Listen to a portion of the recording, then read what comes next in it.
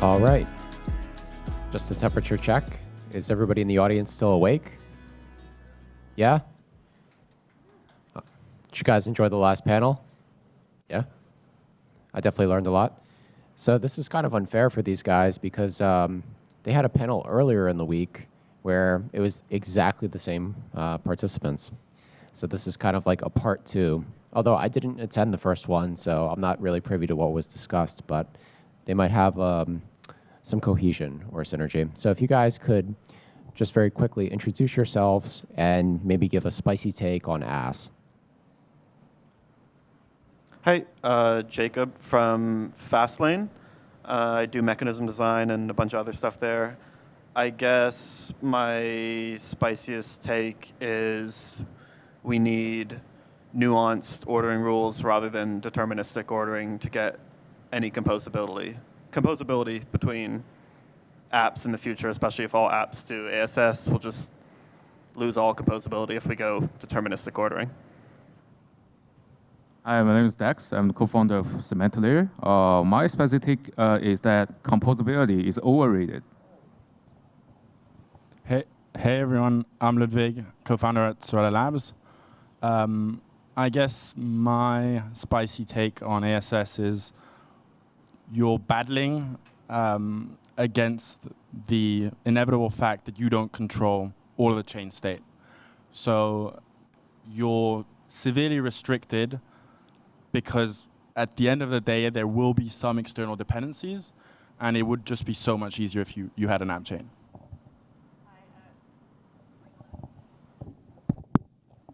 Hi, my name is Lilly. I am a researcher in Rust Dev at Astria, and I try to focus my research on how we can build an infrastructure to better empower applications to make more revenue. And I guess my spicy take is that I don't think that Ethereum virtual machine is like good today for application-specific sequencing at all. Like, I think we need to change the EVM if we want to like have applications doing application-specific sequencing on top of it. Yeah, those are pretty good takes. Before we get into the spiciest, why does application-specific sequencing arise in the first place? And also, too, each of you kind of have slightly different take. I know, Lilly, you did kind of a taxonomy around ETHCC time, looking at the different approaches. And I know, Ludwig, your approach is a bit different than Dex's or what Fastlane is doing. So if you guys could each just kind of talk about how you're viewing this term and what it really means. Sure. So I guess, like, what was the question again? I'm sorry. Yeah, if you can just give your TLDR on your taxonomy of application-specific sequencing. Yeah, so like you would do application-specific sequencing differently on different environments. For example, if you're trying to do application-specific sequencing today on the EVM, a lot of companies, including a lot of people on this panel, they're taking a ton of like user operations and putting them into like one giant transaction. And that is how they're trying to control the sequencing of the application on top of the EVM.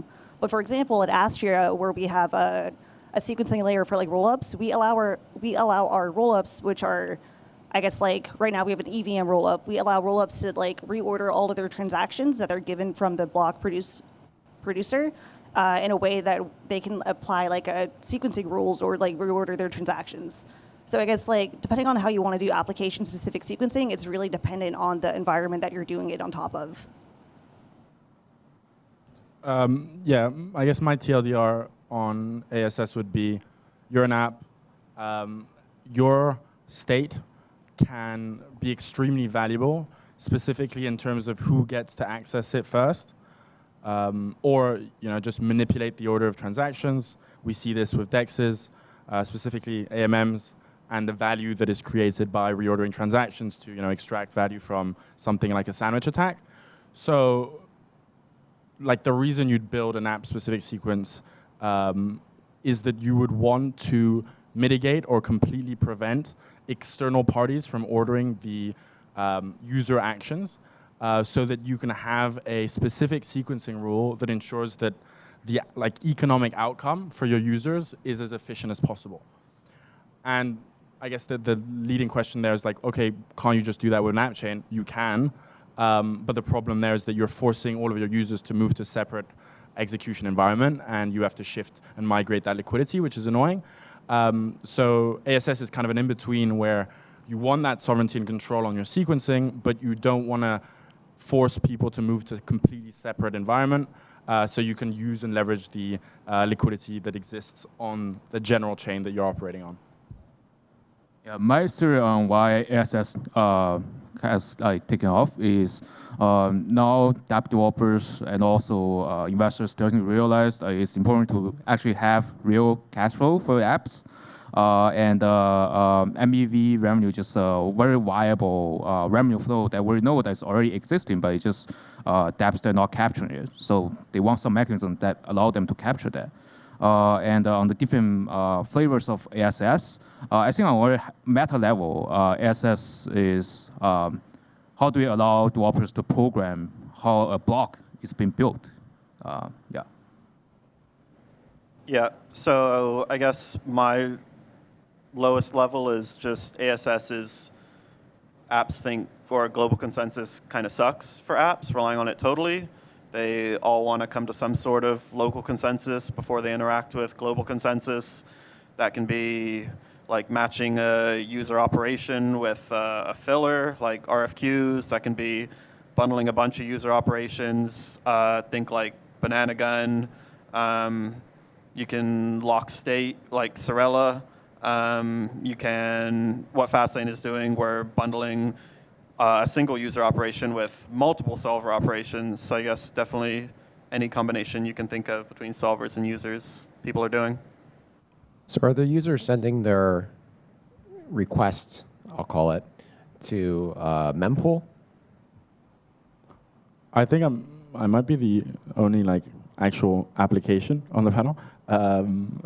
So I don't know how it works on the infra side for you guys, but basically you have to have an app-specific mempool because the user action cannot be a full-fledged transaction, because as soon as it becomes one, it can be ordered by the block builder, right? And then, yeah, you can have stuff that's on-chain where your contract rejects a transaction if it hasn't been signed off by the network, et cetera, but all of that becomes like rapidly quite inefficient, and you're still at the mercy of the block builder's ordering.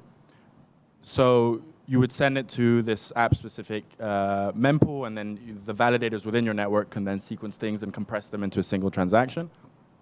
Where I'd kind of push back in terms of the framing compared to how like Dex framed ASS is that for us at least, it's not about creating a revenue stream. At the end of the day, like MEV isn't revenue. I think that's a PsyOps that has been perpetuated by like L1 builders and L2s that are now really happy that they get revenue from their sequencers. But MEV fundamentally arises when like somebody else is losing, a user, an LP. Regardless, there's like some level of extraction. And so for us, it's recapturing what we can't prevent and redistributing it to the person that lost, but also sequencing operations in a way that there are certain types of extraction that can no longer happen because of structural properties of the system. So just to see if I understand, you're hosting an off-chain auction, you come to an ordering, and then the auctioneer forms a transaction of some sorts, and then that's relayed to the network, and then a block builder packs it, puts it in a block, executes, update the state. Yeah, I guess like small difference there would be like we don't relay it to the network. It's done optimistically for latency reasons. But yeah, like there are multiple rounds of consensus. Each validator shares their view around. The leader receives like these various views from the other validators in the network, and then there's some bundle building rule that takes all of these inputs and outputs like a full form transaction. And then that gets sent to builders, public mempool, whatever, because the transaction underlying is atomic, so it can't really be broken up. Right. So this kind of touches that. I want to dig into Dex's spicy take here, where Lilly was shaking her head a little bit about composability. So it sounds like you can't really compose what's going on in Sorella with, let's say, Aave. You can't, except if you use builders. And so is this like overrated? Is this? Yeah, the reason why I think it's overrated is because if you think of the trade-off, like if you want to like remain composable, like you unlock your smart contract state to to open to both like transactions that are sequenced well with your sequencing rule and transactions that are not sequenced by your sequencing rule. And then some of the times, like some transactions will fail, they will revert because of the state drift, and that's horrible UX. And I think developers, they should just like sacrifice composability at least like at beginning, so they can get some users, get some activities first, and then figure out like how they're going to do the composability later. Yeah, I don't think we need to sacrifice composability. I think like all you have to do is constrain the builders. If you constrain the builders properly, then you still own your own sequencing. You're just getting input from another party, but they're very limited in what they can do. Think like mev blocker, mev share. You just define rules, builders follow them. Eventually, we'll have decentralized builders, hopefully, and then they have to follow these rules. So I don't think there are trade-offs you have to make, and I think, like, why give up composability? It's one of our main things that we have against centralized exchanges. I think it'll be interesting to see the data, like how profitable are LPs in these dexes if they don't get any flow from liquidations. If that goes to zero, does the MEV, like you're capturing from LVR, make up for that? Do we see weird games where like when there are a bunch of liquidations, LPs withdraw from these LVR pools and they go into pools with composability, and then they go back to the LVR pool when the markets are quieter and there are less liquidations? I think that's probably the optimal strategy, especially when, if you're in a DEX like Sorella, if you withdraw your LP, like you'll still get the user flow. It'll just follow you because you're getting filled by fillers. So you can like withdraw from that and just take the user flow to a DEX with composability for a bit, then bring it back. I think that's probably what you'll see people do. It's just for like practical purpose. Like if you're a dApp developer, it is insanely hard to get those block builders to buy in.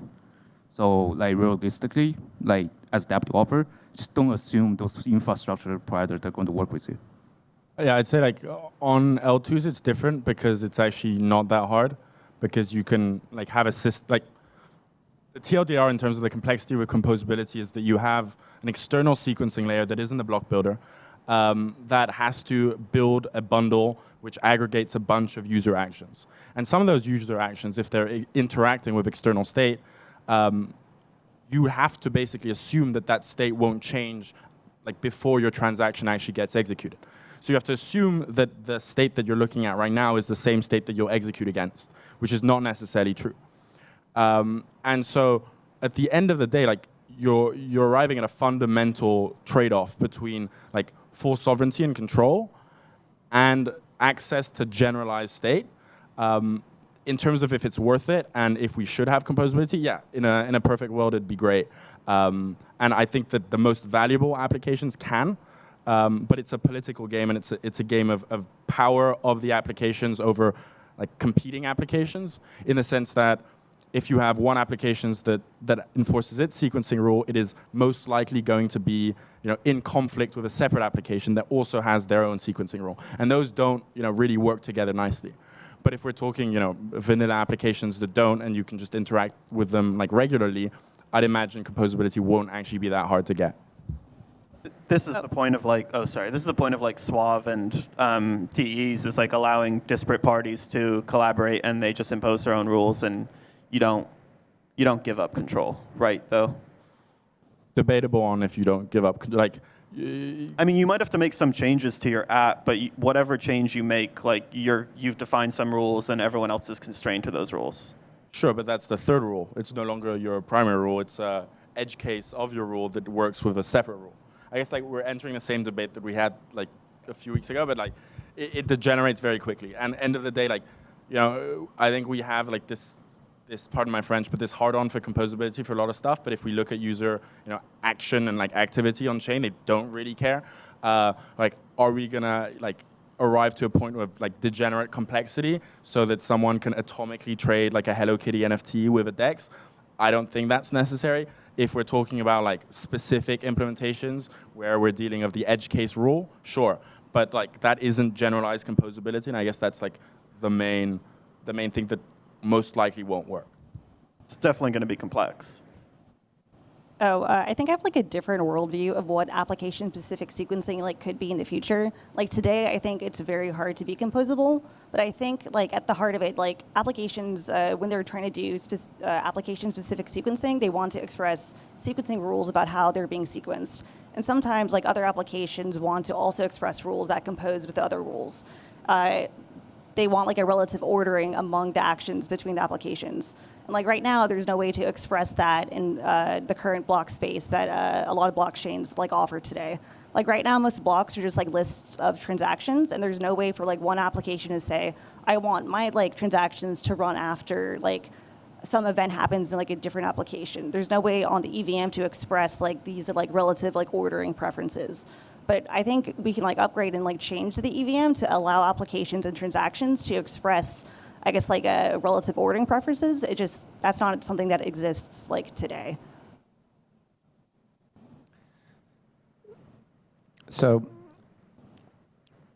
in terms of composability, Ludwig, theoretically, if you guys also decided to build a lending market and you had this shared application-specific sequencing, is this the next step in this game?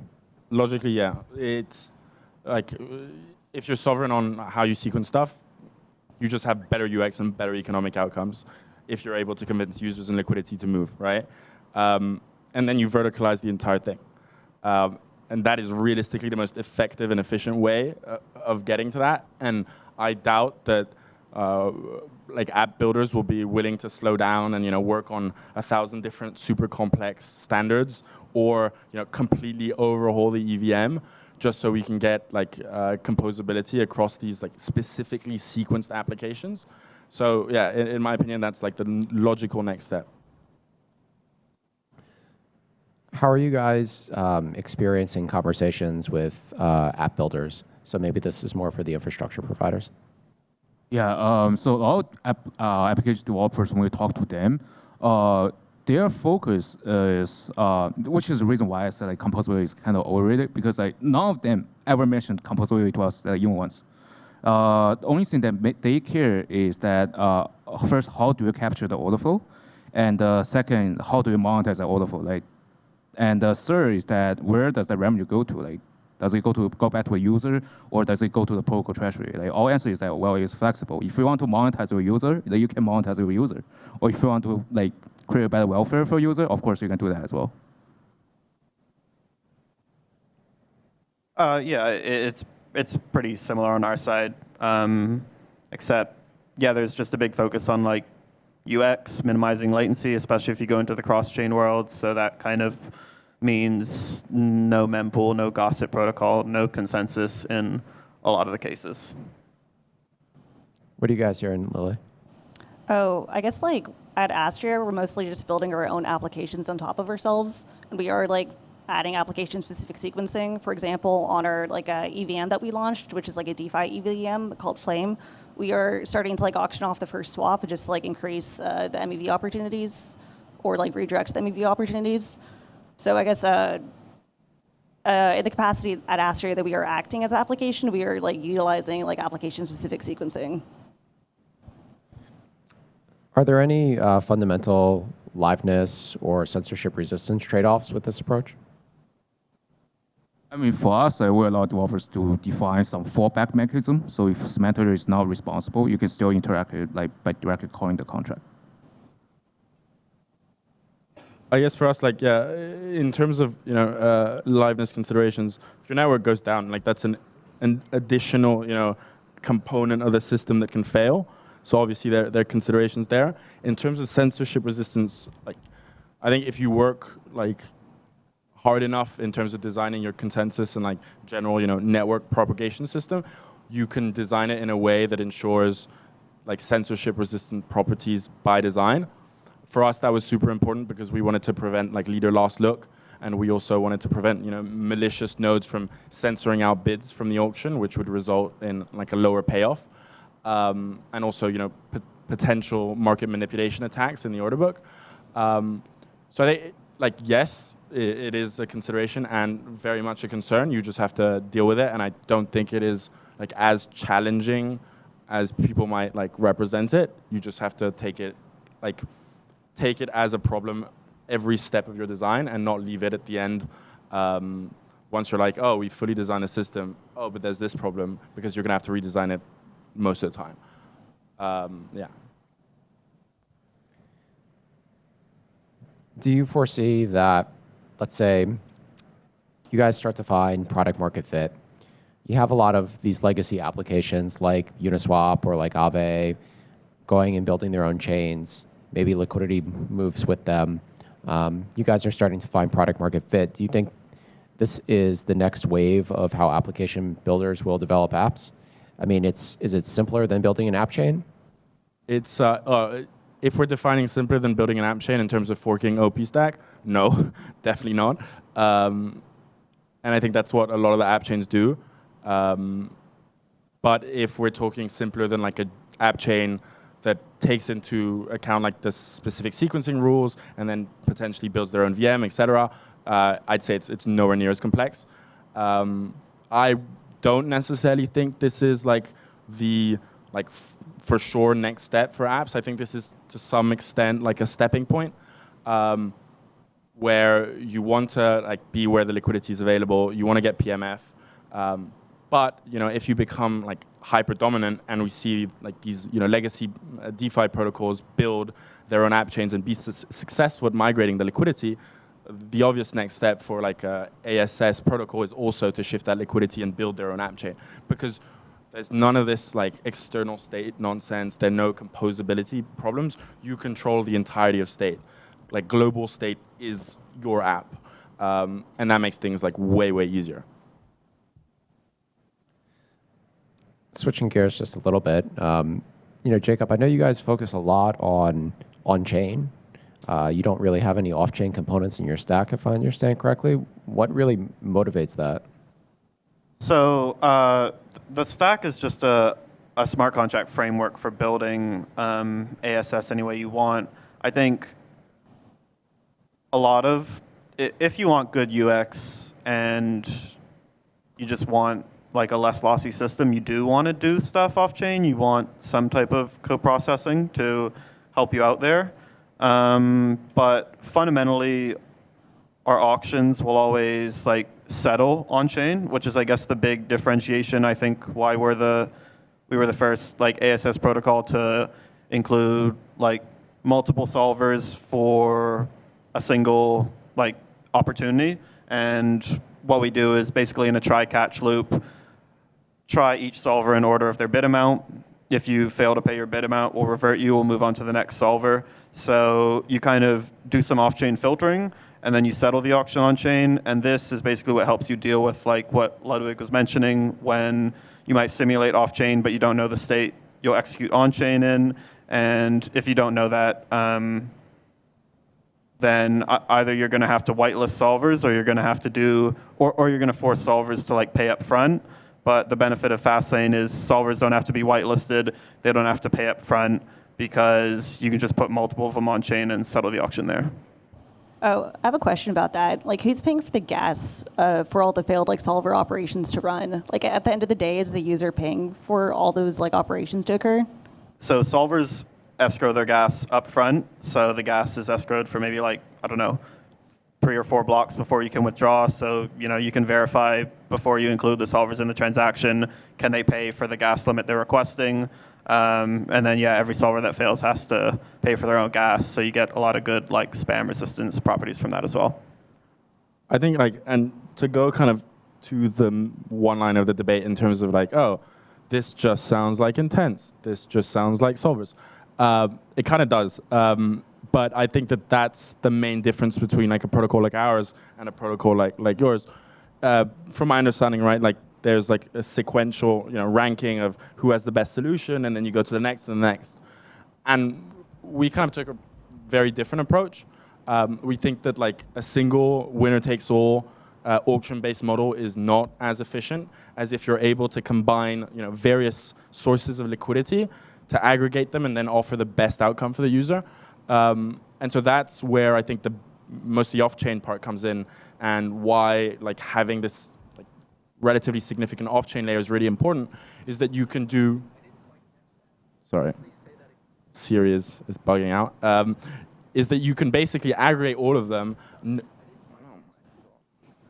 It's trying to read your intents. Sorry. You can aggregate them, you can bring them all together, and then you can use the aggregate of that liquidity. It's not like, oh, similar to how CalSwap works, oh, this is the solver that provides the best thing here, and so we're just going to take the entire solution right from them. And that just naturally feels less efficient because solvers can be specialized, they can be really good at certain things, and so if you take the best of each part of the trade or each fraction of liquidity, you just get a better output. Yeah, it definitely depends on what you're doing. If you're building something like your own DEX, then yeah, you want to be able to have solvers specialize in their own thing. A lot of what we're doing is offering off single opportunities, like a single back run of a swap or an Oracle update or anything like that. And yeah, when you're just doing that, yeah, you just want to optimize instead for reducing the solver UX so they don't have to deposit stuff up front and making solving permissionless. So this kind of optimizes for that case rather than a whole DEX case. I guess to push again to the spicy take here, I think how I see ASS and this general push for sequencing is that background shouldn't exist. The fact that background exists is an indication of the inefficiency and lack of sophistication of the application that generated it. And in a model where you're recapturing that value, that's great, but naturally what that's going to end up being is that the searcher or solver is doing something, and it is doing this because it's profitable to them, because an opportunity was created. Whereas if you have the system by design mitigate any leak of value through various sequencing mechanisms, you can scrap that altogether. I think that's the biggest point of frustration that I personally had with a bunch of the MEV solutions that exist. They were never about redesigning the application from first principles to avoid the leakage at the source, but rather they were about, there's some MEV that's created, let's find a way to recapture it and give it back. And I guess my main point would be let's just prevent it from existing in the first place. Sure, but there are some things liquidations for Oracle updates. They're just this is already intended by the protocol. I don't see how you would, for backruns, it makes sense. You can optimize user swaps so there aren't backruns. But for an Oracle update for a liquidation, I think this is definitely the first principles approach you want to follow. But if you have an auction, right, where you're bidding what price you'll liquidate the person at, you're basically pushing up the liquidation discount that would exist, which is what the MEV there is, right? The reason that people bid so high on liquidations is because Aave will say, oh, you'll get a 10% discount on the value of the collateral, right? So if you make all of these people that want to liquidate the collateral bid up the value, at the end you end up with 0. Whatever epsilon of the actual value of the collateral. And so in my eyes there, it's not really the same as something like a background. Yeah, definitely. Yeah, fundamentally what you want to do is you want to just in time figure out what the liquidation discount should be. And there's a reason why apps have picked 5 or 10% is because you have no idea what the slippage will be when you're trying to liquidate someone. So I think we're saying the same thing. You want to just in time figure out that discount, and a backrun is probably the way you want to do that. We only have a couple minutes left. I'd like to give the audience an opportunity if you have one burning question. Anybody?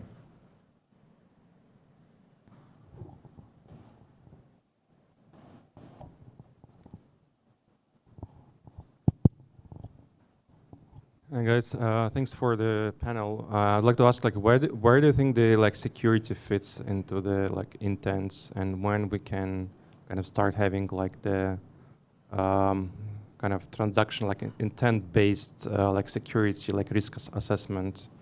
Yeah, I can answer that from our perspective. The user operation, they're standard 4337 transactions, so they're secure by that.